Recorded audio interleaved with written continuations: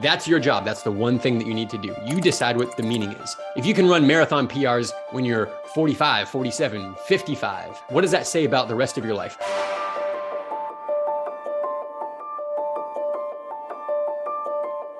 Okay, let's do this. What is the goal? When I get on a phone call with a new runner, almost always the goal is to run a certain time, maybe complete a certain distance, but I want to run the marathon in this time or whatever, a half marathon. And it's cool. I want you to have those times. It's not that you shouldn't have them, but the only reason why we want anything, the only reason anybody wants anything is because we think we'll get a feeling that we want.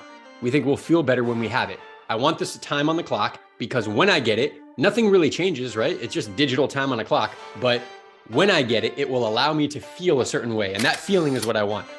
And really the great secret, I'm going to call it a secret here because I really don't think that we allow ourselves to believe this. We can flip that around because there's nothing standing in your way of getting that feeling because you decide to. And so often we're reactive to what's going on in our lives. If we win the lottery, we feel happy. And if our dog dies, we feel sad. And hey, I probably would too with these things. But the point is when something happens outside of us, it controls how we feel. How are you feeling right now?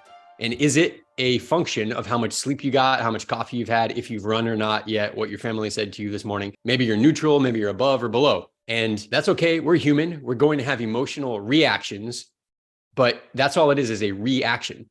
But we can be proactive and cultivate the way that we want to feel.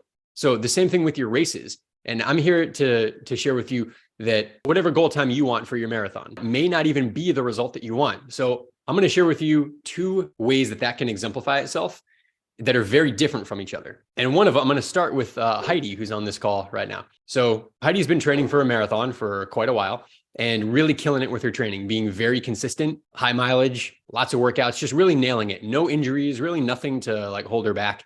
So Heidi wanted to run basically a 320 because that would, put her in the BQ rankings where she wanted, and probably could run faster and was really kind of going for like a 315. And she actually ran a 302.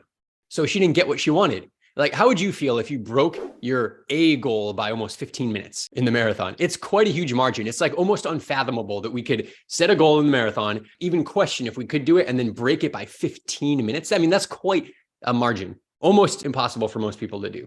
But imagine that Heidi had got what she wanted, the 320 or even the 315. Had she got what she wanted, it's like, yay, I got it. And she would have left, 13 minutes on the table there. And so it's so much better to not get what you want, right? We can see it very clearly when the result is a faster time than what we had anticipated. And we're going to go to the other side of this in a second here. But can you see already that getting what you want isn't what you want? Because we don't really know what we want. And this comes down to your beliefs.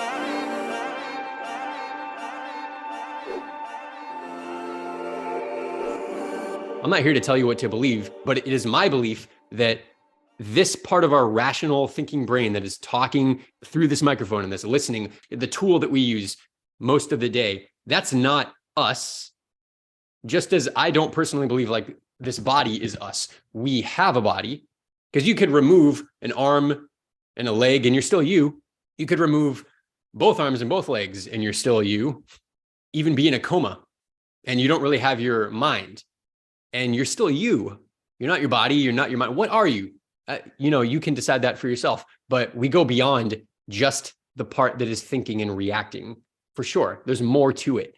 Otherwise, we would basically just be, I don't know what we would be, but a robot, essentially. Just input, output, and that's it. So when you say what you want, maybe it's not really what you want.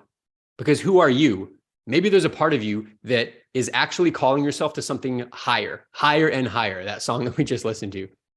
So could that be the case that the part of the reason why you're running and training for a better race? Now, when I'm speaking with you on the phone, oftentimes we get, what is the goal? It's this time on the clock. Well, what's really the goal? And we kind of get deeper and deeper. It takes sometimes a long time, an hour to get there, but eventually we get to like the feelings you want.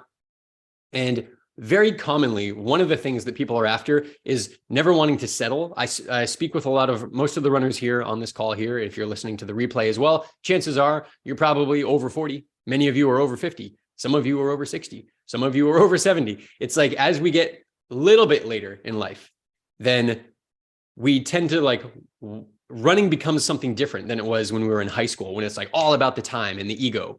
It's still somewhat about that, but really it's about showing ourselves that we're getting better. As we get older, we can still get better. And that's like the inverse of what should happen. And what does that say about the rest of your life? What else can you do? If you can run marathon PRs when you're 45, 47, 55, 60, 65, if you can still do that, what does it say about what else you're capable of with your finances, your relationships, with your relationship with your creator? It says that we can be more and do more. So we're like called to more. And that's the part of us that's setting the goal. That's what we want. Oftentimes, not always, but we want that. But then the mind says, I want to run 320. But it's not true, because we actually want the thing that's over here. And so if we actually got what our mind wanted, we might be sabotaging ourselves. And so there's like a level of trust that comes in. One of the best analogies I've heard is thank goodness you didn't get what you want, because let's say you were in high school, you got a job as like a cashier at McDonald's. And what you really wanted was to move up to supervisor and become manager.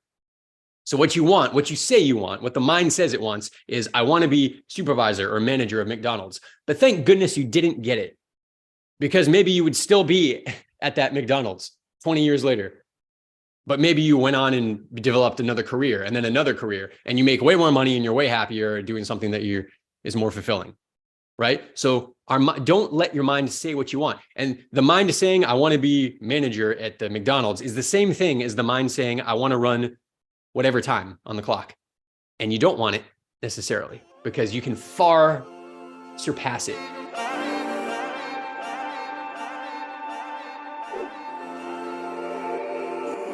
Now let's look at the other side, because that's kind of obvious, right? If I wanted to run a 340 and I ran a 320, that's not what I wanted, but I'd be even happier. But what about the other side of that equation? Because if it's true, if we're going to let go of needing to get the thing that we said we wanted, in Heidi's case, the 320 or the 315, if we accept the idea that we can let go of that because it opens up the ability to go faster, then also, if we're going to let go of it, should we not also accept the possibility that we'll go slower and still call that a win?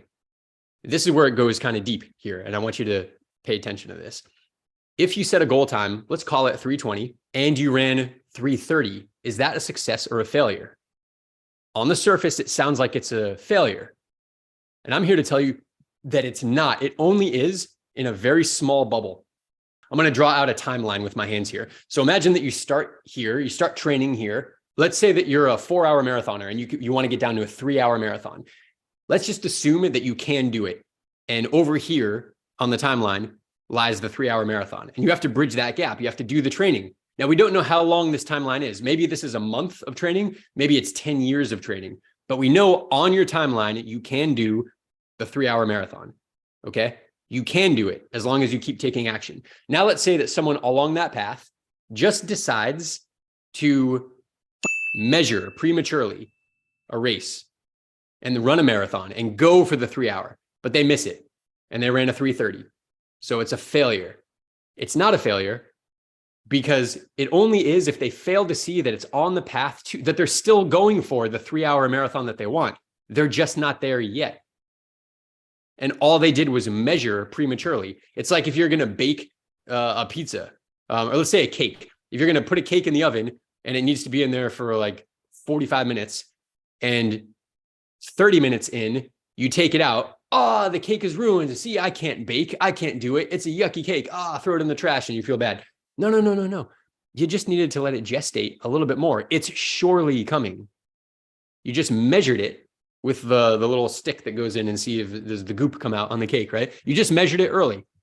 And so if you also don't hit the time that you wanted and you're slower, it's no problem, especially if you've been training properly. If you really believe that you're doing base training properly and you're working on your old weaknesses and maybe you're building your strength and you're being intelligent about it this time and you've raised your mileage, but you're running it slower so that you don't get injured and you're building up your aerobic capacity and you're doing lots of strides and you're doing lots of hill sprints, and then you just measure your marathon a little early and you miss that time. So what? Now, I know it's a blow to the ego, but that's all it is. Because if you believe that you're on the path, if you believe that timeline that you can do it. Now, if you don't believe you can hit your time, then you can't hit it and you won't hit it.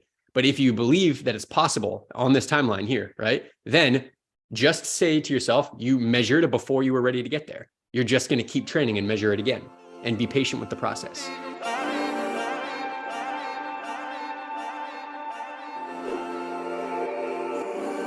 I really encourage you to remind yourself you can avoid all of this by tapping into what the goals really are, and that the timeline doesn't matter. We think it does because we have that race coming up, but I can prove to you that the timeline doesn't matter. Think about a PR that's for a distance that you haven't raced in a while, maybe a 5K. My 5K PR, that was like almost 20 years ago. Now, whatever that time is, just imagine it's probably years ago. I'm going to take a guess. Maybe, maybe not, but just imagine that it is. Now, imagine that you ran that same 5K time, but you did it 3 months later than you did. So instead of 15 years ago, it's 14 years and 9 months ago. If that's the case, does it matter at all? Does it change your story at all? Does it change your life at all? Does it change the way you look back on the competitions and who you became as a runner at all? Does it change your trajectory towards moving towards the marathon and longer distances later? It probably doesn't at all. So when we look backwards, we can see that the timeline didn't matter.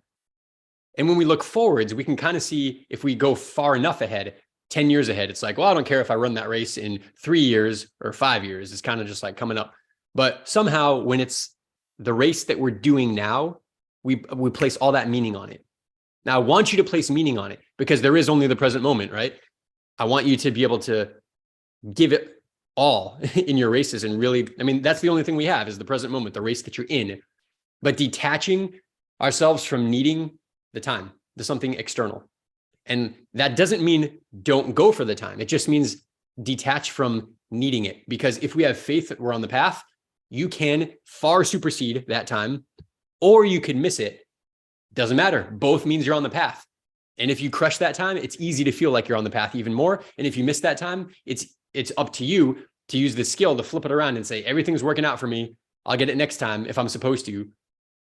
And just keep on training. And that's your job. That's the one thing that you need to do is you're standing guard at the door of your mind and you decide what it means to you. You decide what the meaning is. Viktor Frankl talked about this man's search for meaning. The only thing, really, I believe that the only thing that you have full control of in this world is what something means to you and nothing else. Not what happens to you, but what it means when it does. I was inspired to do that because of what Heidi just did. And we've got a great runner, Gina, as well, who she's running a peak marathon in about 6 weeks. And she just ran a marathon this past weekend. And the time wasn't the time that she wants at her peak race. And that's okay, because it wasn't her peak race. So if we define success for her as completing the race as a long run, because running a marathon at any pace is like no small feat, then it's success. And it would be a mistake to like look at the slower time and let it rob you of your certainty that you can run faster later, right? So it was just a premature measuring. So I'll leave you with that. I hope you enjoyed that.